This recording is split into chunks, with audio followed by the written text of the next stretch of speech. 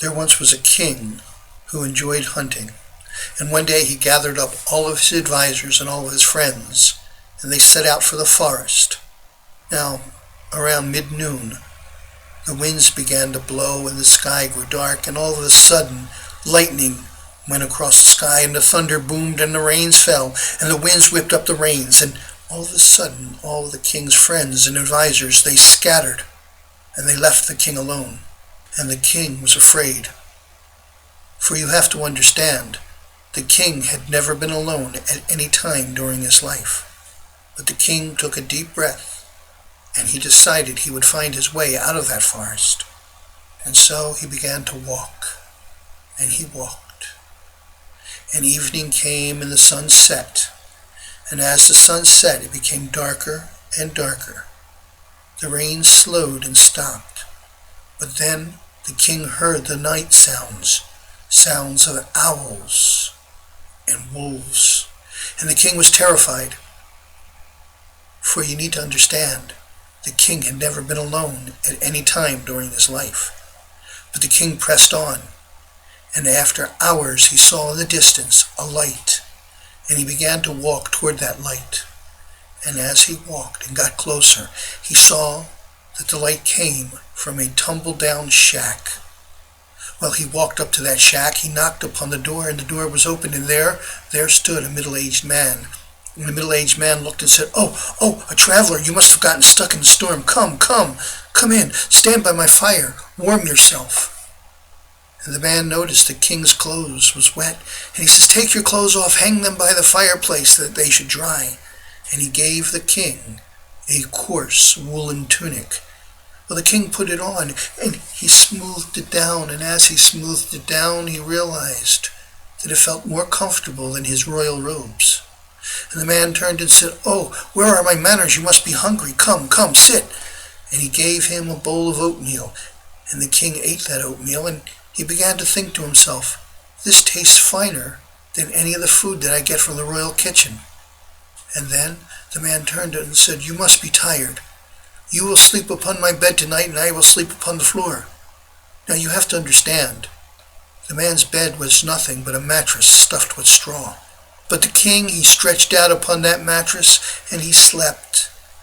And as he slept, he dreamed, and in the morning when he awoke, he thought to himself, this is the finest rest I've gotten in years. And the man got up and he prepared food, and they were sitting down and eating, when all of a sudden there was a knock upon the door. And he opened the door, and there was a nobleman. And the nobleman said, the king is missing. We don't know where he is. He got lost in the forest. Will you help us find him? And the man looked at him, and the man said, give me time to get my coat, and I will indeed help you find the king. Meanwhile, the king had heard this, and he stepped forward. And when the nobleman saw him, he said, your majesty, you must return immediately to the castle, for all is worried about you. And the king said, no. But your majesty, it's dangerous for no one to sit upon the throne. You must come back. I will not return. But your majesty, you have to come back. The kingdom has no leader, and soon people will begin to talk. I will not return with you. The nobleman looked at him, but I've brought your carriage, and I brought your friends, and I brought some of your advisors. I even brought an honor guard. I will not return with you. Go back, and I will meet you at a later time. And so the nobleman went, and he sent the carriage back. He sent the guards back. He sent all the friends asunder, and he sent the nobleman back to the palace. And the king turned to the man. He says, can you help me? Can you help me get back to my palace? And the man said, yes. And the man brought out an old wooden buckboard. And the king and the man climbed up in the buckboard, and they rode that buckboard all through the country roads and into the capital city and through the streets. At times the king held the rein even. And then they came to the palace. Into the palace gates they went and pulled up right in front of the palace. And the king got out. He led the man inside of the palace, and he left him by two large, huge wooden doors. And he said, wait here, and I will call for you. And the king went into his chambers, and he changed into his royal robes. And then he went into the throne room. and he sat upon his throne. And the courtroom was filled with all type of people, and he beckoned that the door should be opened. And there stood the man, and the king welcomed him in. And the man walked halfway through the courtroom, and there were whispers all about him. But the king beckoned him forward, and he came up to the first step, the very first step before the throne. And the whispers got louder. But the king beckoned him forward, and he came up to the second step before the throne. And now people began to talk aloud, but the king did not hear them. And he beckoned the man to come, and the man took the last and final step, the third step before the king. And the king looked at him and shook his head from side to side and said, "No, this will not do. Come, stand by my right hand." All of a sudden a nobleman burst forward and said, "What is this? Who is this man who presumes?" And the king looked at him and said, "He is my friend." "Friend?